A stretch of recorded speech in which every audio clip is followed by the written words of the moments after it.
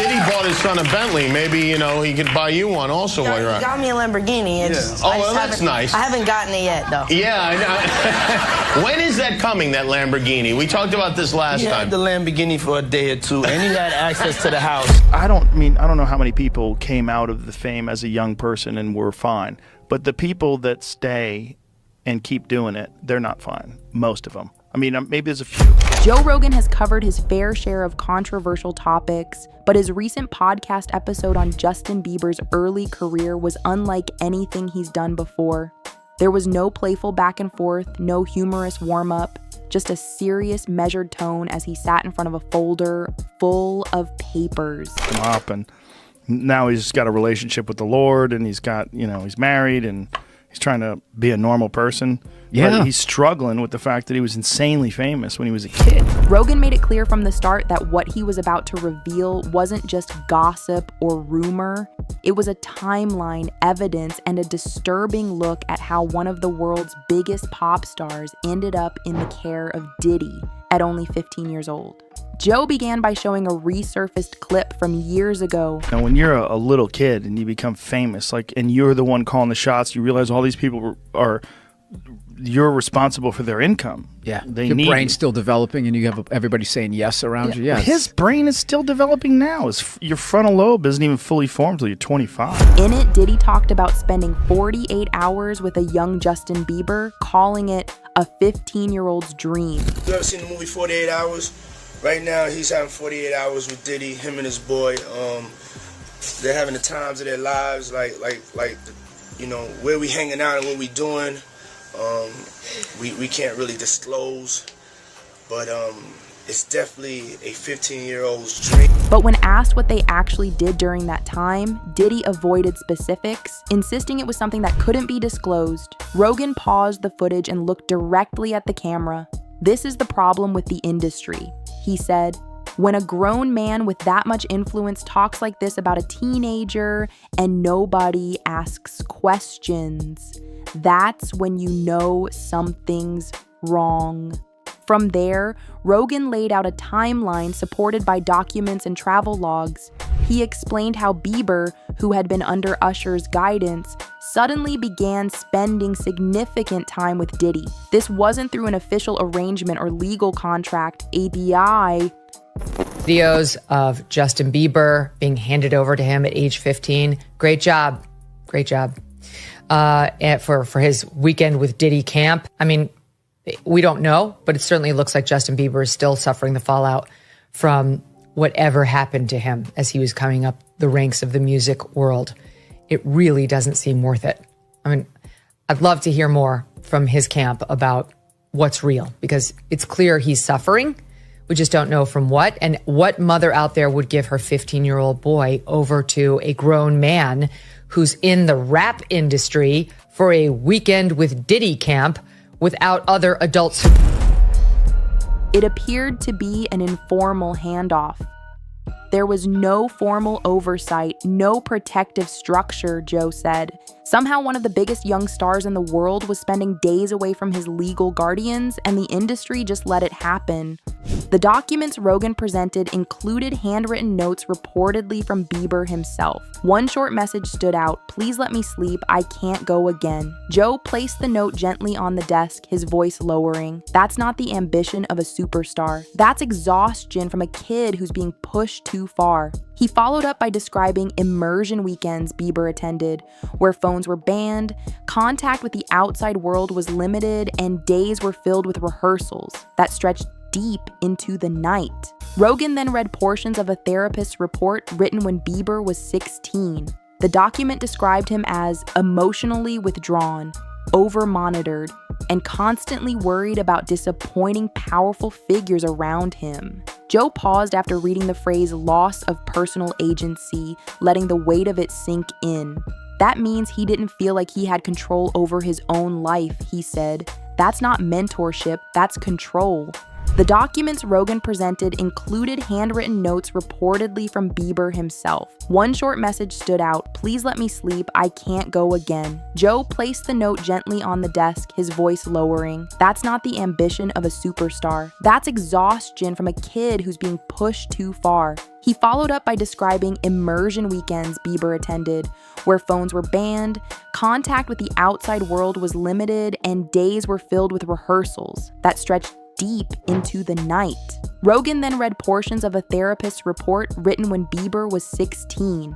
The document described him as emotionally withdrawn, over-monitored, and constantly worried about disappointing powerful figures around him.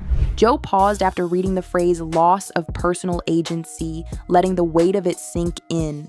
That means he didn't feel like he had control over his own life, he said. That's not mentorship, that's control.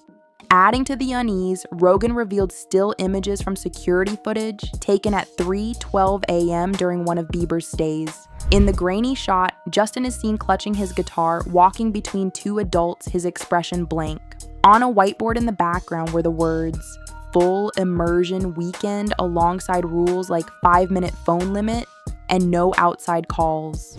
Rogan stressed that there was no mention of schoolwork, downtime, or basic wellness. Only performance-related activities. By the second half of the episode, the impact was already being felt. Viewers flooded social media with reactions, and within hours, at least 2 brands quietly began pulling or reviewing partnerships with Diddy. A streaming service even started removing older content featuring him from their promotional sections. "This is what happens when people finally see the truth," Rogan said. "It stops being about protecting reputations and starts being about protecting people."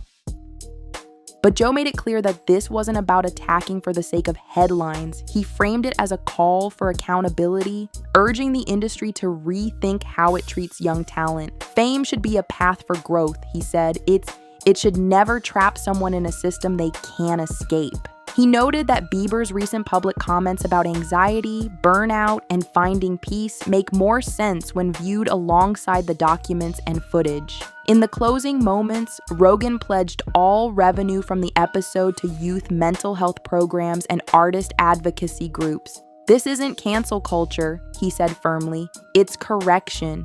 It's about building an industry that doesn't put kids in harm's way for the sake of a career." He leaned forward, looking directly into the camera. "If you saw the signs and stayed silent, you're part of the problem."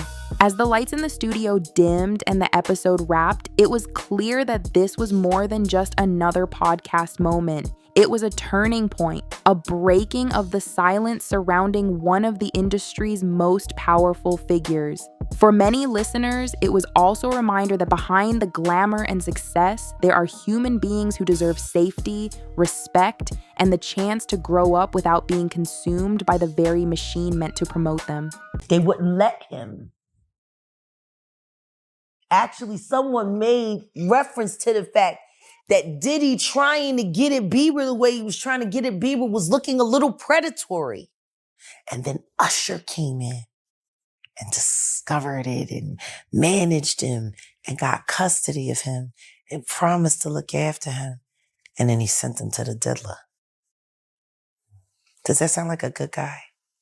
It's horrible. It's horrible. Does that sound like a good guy? Now that we know what Diddy's really like. What kind of fucking asshole do you gotta be to take another boy, another talented boy, and put him in your place so it ain't gotta be you no more? Because that's what pedophiles do. They get victims, and then once they get to a certain age and they get too old for them to enjoy them, they send them out to go get other young kids.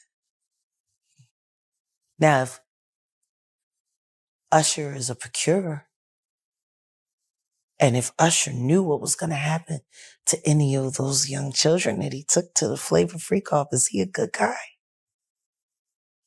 Especially considering what happened to him, especially considering that he sat Howard Stern, and Howard Stern said, "Would you send your kids to Puffy's Flavor Camp?" And his immediate response was, "Hell no!" So it's good enough for everybody else's kids, but it's not good enough for yours. When Joe Rogan ended his original episode laying out the timeline of Diddy's interactions with a 15-year-old Justin Bieber, he knew the discussion wouldn't end when the microphones went silent. The reaction from listeners, the industry, and the public was immediate, but the deeper consequences unfolded in the days and weeks that followed. Within 24 hours, media outlets were replaying portions of Rogan's broadcast with some running split-screen comparisons between the resurfaced Diddy interview clip and the documents Joe had revealed. Headlines ranged from cautiously worded pieces about questions raised to blunt accusations that the entertainment industry had turned a blind eye for years. The public's appetite for answers was insatiable, and Joe's inbox filled with messages from people claiming to have seen or experienced similar behavior in the industry. Some of these emails came from former crew members, background musicians, and assistants who had been in Bieber's orbit during the early years of his career. A few described a culture where celebrity handlers prioritized image control over the well-being of the artist, especially if that artist was a teenager. One former tour photographer told Joe about moments when Bieber looked on autopilot, performing for crowds, smiling for cameras, but shutting down the moment he stepped away from the spotlight. I didn't think much of it at the time, the photographer admitted, but now I look back and I realize how much pressure he must have been under. Joe began sorting these accounts into two categories: those that could be verified through other witnesses or documentation, and those that were more personal reflections. He refused to air unverified allegations, instead focusing on stories that could help illustrate the broader environment Bieber had been in. One of the most telling came from a vocal coach who worked briefly with Bieber and other young performers in that era. The coach explained how intense schedules left no room for natural teenage life, and how celebrity mentors sometimes treated these kids as mini proteges rather than full-fledged human beings with needs and boundaries.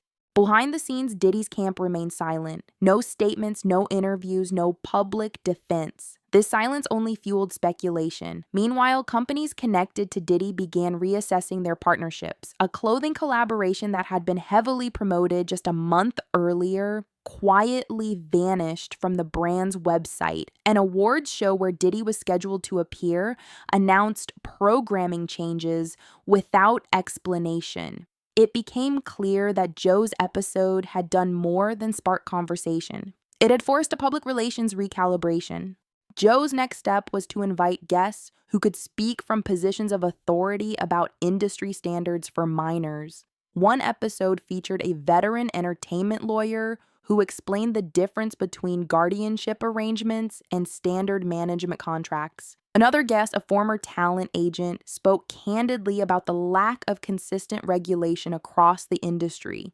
You can have two kids on two different tours in the same year, and one is treated like gold while the other is run ragged. It depends entirely on who's in charge. And then you have them come to audition for you, right? Actually, a few people. My wife at the time. Right. It also was Perry Reed, L.A. Reid's first wife. You were all sitting in a room somewhere. We were in a room. Yeah. And I showed her the video. And Perry says, "Are you crazy? You better get down there and meet this kid right now. He's amazing." When all these dick pics come out and all this stuff with Bieber's big penis, are you the mastermind behind that? Say, listen, show off your big penis and people will come to those concerts. Or are you sitting there? Is that the kind of managing he's doing? Usher, are you sitting down with him and saying, yeah, show your or leave it in your pants? I mean, do you sit him down and say, look, part of this is PR, man. By the way, he does have a brain of his own. Yeah, but were you shocked at the size of his penis? Hey, listen, he has a mind of his own. What he chose to do with his penis is his prerogative. He's managing that aspect of his life. But Usher, is somebody... I have nothing to do with Justin Bieber's private parts, man. Flown out to Atlanta by a manager. His name's Scooter Braun. Flown out to Atlanta just to meet with him and meet different producers and different people. I was actually going to meet Jermaine Dupri at his studio. And who rolls up? Usher in his Range Rover. Yeah, rolls up. And I was like, "Is that who I think it is?" And Scooter was like, "Yeah." And so I ran up to him and I was like, Usher, I love your songs. You want me to sing you one?" And he was like, let's just go inside, little buddy. It's cold out. So the politest possible way he could say no, he did. And I was like, wow, he just turned me down. And I was a little disappointed. He had to go into a studio session, so I was like, whatever. And a week later, he actually watched my videos with my manager and was like, oh my gosh, why didn't I let him sing? So flew me back to Atlanta where I got to meet him again. And he wanted to sign me. But there was something else. Justin Timberlake, right? Yes, Justin Timberlake also wanted to sign me. It was like kind of like, what happened was Justin Timberlake and Usher both went into a ring and boxed it out. And the outcome was Usher. I think it was a TKO. These conversations began to shift the public discussion away from just the personal dynamics between Diddy and Bieber and toward the structural gaps that allowed such situations to develop.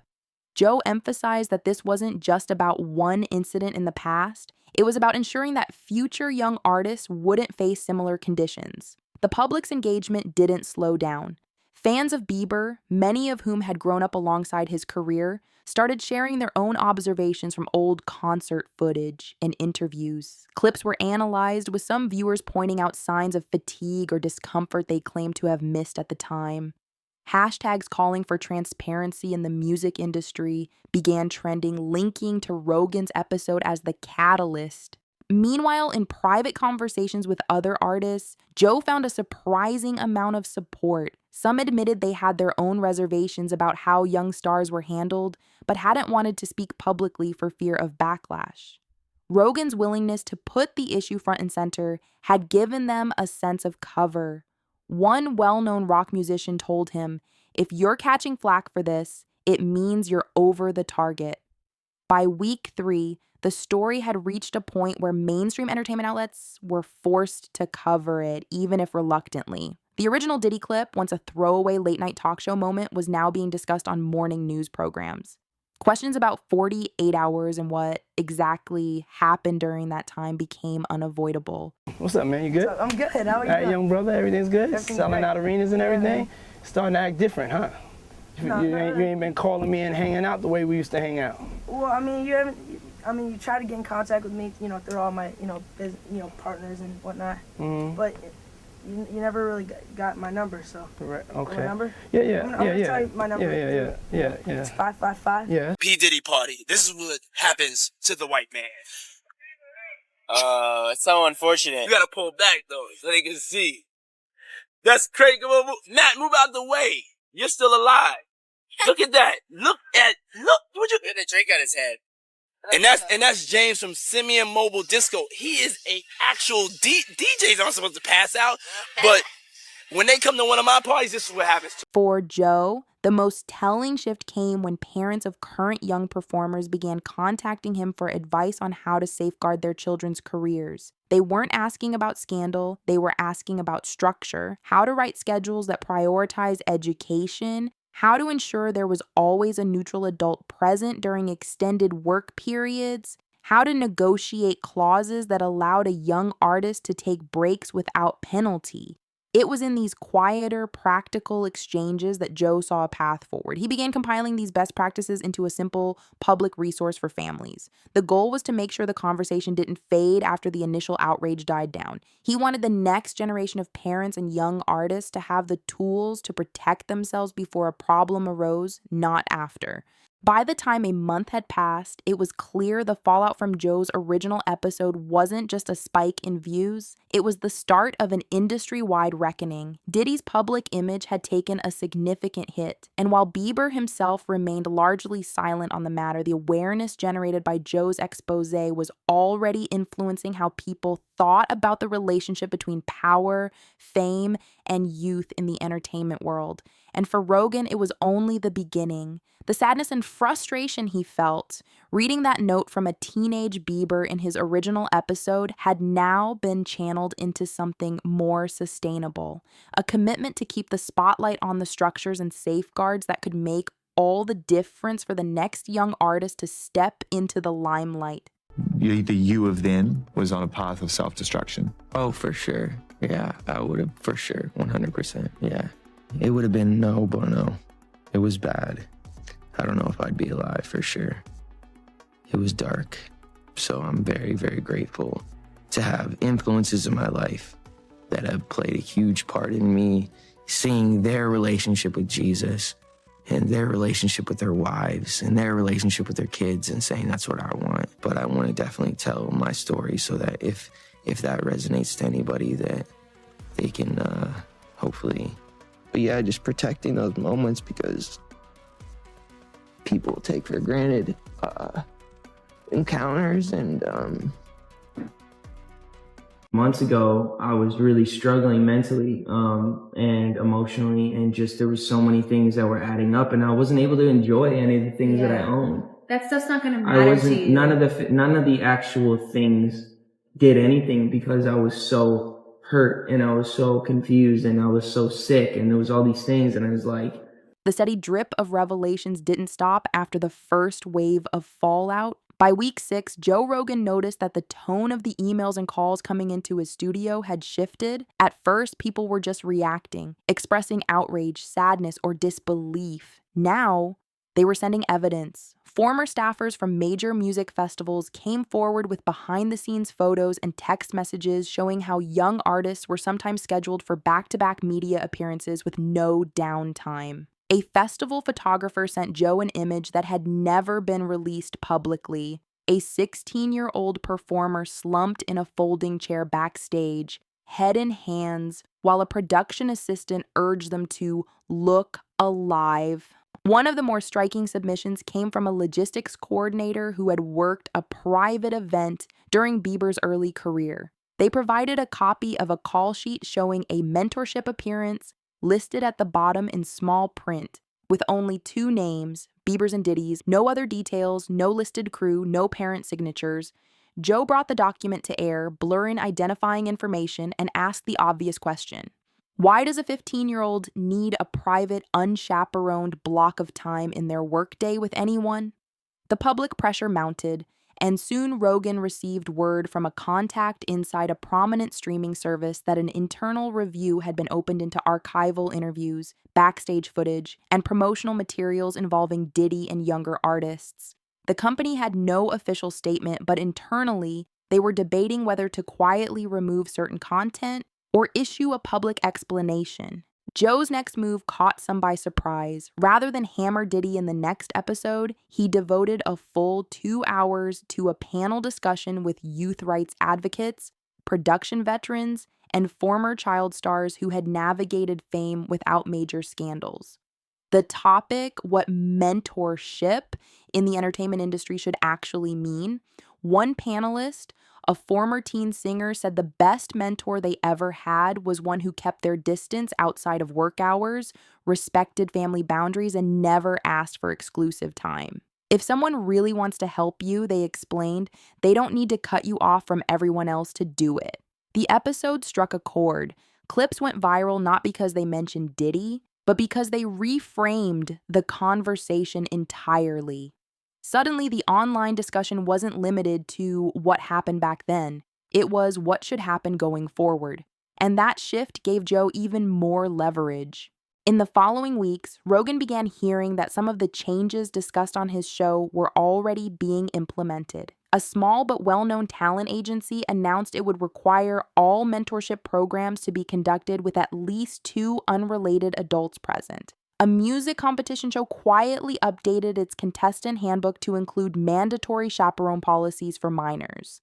These weren't headline-grabbing reforms, but they were tangible, and they were happening faster than Joe expected. Still, resistance remained. A major festival organizer, when approached about adopting similar guidelines, dismissed them as unnecessary bureaucracy.